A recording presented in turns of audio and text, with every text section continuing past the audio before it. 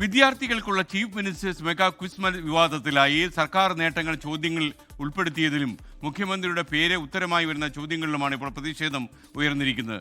തെരഞ്ഞെടുപ്പ് മുന്നിൽ കണ്ട് കുട്ടികളിൽ കക്ഷി രാഷ്ട്രീയം അടിച്ചേൽപ്പിക്കുന്നതാണ് ഇതെന്ന് കോൺഗ്രസ് അനുകൂല അധ്യാപക സംഘടന KPSTA വിമർശിച്ചു. ഇന്ന് ആരംഭിച്ച ചീഫ് മിനിസ്റ്റേഴ്സ് ട്രോഫി ക്വിസിൽ സ്കൂൾ തല പ്രാഥമിക റൗണ്ടിലെ ചോദ്യാവലി പുറത്തുവന്നതോടെ വിവാദങ്ങൾക്കും തുടക്കമായി.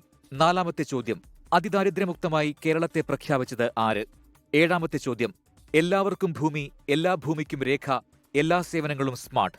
ഇത് ഏത് വകുപ്പിന്റെ ആപ്തവാക്യമാണ്? ഇതോടെ മത്സരത്തിലെ ചോദ്യങ്ങൾ പൂർണ്ണമായും സർക്കാർ പ്രചാരണമാണെന്നും പല ചോദ്യങ്ങളുടെയും ഉത്തരം മുഖ്യമന്ത്രി എന്നാണെന്നും ചൂണ്ടിക്കാട്ടി കോൺഗ്രസ് അനുകൂല അധ്യാപക സംഘടനയായ KPSTA രംഗത്തെത്തി. തെരഞ്ഞെടുപ്പ് പരാജയം മുന്നിൽ കണ്ട് കുട്ടികളെ കൂടി രാഷ്ട്രീയമായി ഉപയോഗിക്കുന്ന ഒരു രീതിയിലേക്ക്, അല്ലെങ്കിൽ പൊതുവിദ്യാഭ്യാസത്തെ ദുരുപയോഗം ചെയ്യുന്ന ഒരു രീതിയിലേക്ക്, കേൾവിയില്ലാത്ത ഒരു കാര്യത്തിലേക്ക് കേരളത്തിലെ ഗവൺമെന്റ് പോവുകയാണ്.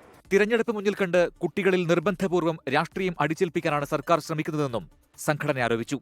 സർക്കാർ ഫണ്ട് ഉപയോഗിച്ച് നടത്തുന്ന പരിപാടി കേവലം പാർട്ടി പ്രചാരണമായി മാറിയെന്നാരോപിച്ച് പ്രതിഷേധം ശക്തമാക്കാനാണ് പ്രതിപക്ഷ സംഘടനകളുടെ തീരുമാനം. 24 തിരുവനന്തപുരം. ലോകത്തെവിടെയായാലും ഏത് സമയത്തും 24 വാർത്തകളും ഓഗ്മെന്റഡ് റിയാലിറ്റി പാക്കേജുകളും എക്സ്പ്ലെയിനറുകളും വിശദമായി കാണാൻ ഞങ്ങളുടെ YouTube ചാനൽ നിങ്ങൾക്ക് സബ്സ്ക്രൈബ് ചെയ്യാം.